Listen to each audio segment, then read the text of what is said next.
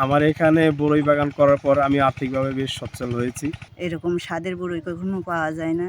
আমি যদি কখনো সুযোগ পাই তাহলে এরকম বাগান করার চেষ্টা করব।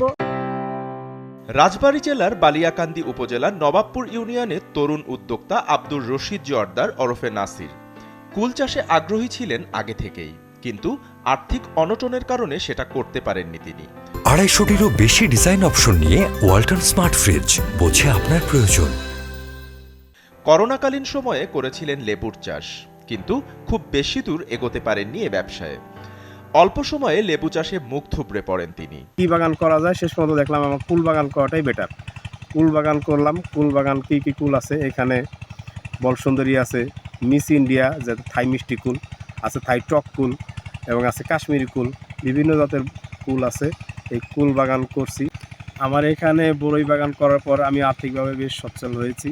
কিন্তু দমে যাননি এ উদ্যোক্তা, নতুনভাবে ভাবতে শুরু করেন নতুন কিছু করার, পেয়েও যান তেমন একটা কিছু। আজ থেকে প্রায় 4 বছর আগে নতুন উদ্যমে শুরু করেন কুলের বাগান। প্রথম বছরে তেমন সফলতা না পেলেও পরবর্তী বছরগুলোতে তিনি খানিকটা লাভের মুখ দেখেন। এর সাথে বাড়াতে শুরু করেন কুলের বাগানের পরিসর। প্রথমে নিজের বাগানে নিজেই শ্রম দিতেন, পরে বাগান দেখভাল করার জন্য একজন সাহায্যকারী নেন তিনি। এরপর আর পেছনে ফিরে তাকাতে হয়নি তাকে। এই এলাকার একজন মডেল, একজন কৃষি উদ্যোক্তা, এবং সে আমাদের পুষ্টি চাহিদা যেমন নিরূপণে সহযোগিতা করে, এবং সে এই এলাকার যুবকের জন্য একটা আইডল হিসেবেও কিন্তু দৃষ্টি স্থাপন করেছেন। কঠোর অধ্যাবসায় ও চেষ্টায় তিনি কুল চাষে হয়ে ওঠেন একজন দক্ষ উদ্যোক্তা। বর্তমানে কুল চাষে তিনি আইডল। বর্তমানে 2 একর জমির উপর রয়েছে নাসিরের কুলের বাগান। নানা জাতের ও মানের কুল রয়েছে তার বাগানে। তার বাগানে কেউ বেড়াতে গেলেই তিনি কুল দিয়ে আপ্যায়ন করেন। বিশেষ করে বাচ্চারা তার বাগানে গেলে কেউ খালি মুখে ফেরে না। বর্তমানে নাসির প্রতি বছর এই বাগান থেকে 2.5 থেকে 3 লক্ষ টাকা আয় করেন।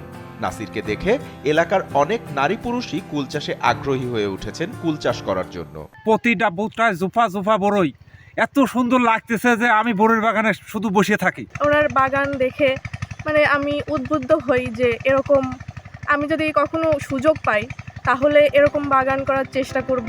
নাসিরের ইচ্ছা তাকে দেখে যারা কুল চাষে আগ্রহী হয়েছেন তাদেরকে কৃষি বিভাগের পাশাপাশি সব রকমের সহায়তা দেবেন তিনি। গড়ে তুলবেন নতুন নতুন উদ্যোক্তা। এতে আর্থিকভাবে লাভবান হবে সবাই। দেশের অর্থনীতি থাকবে সচল।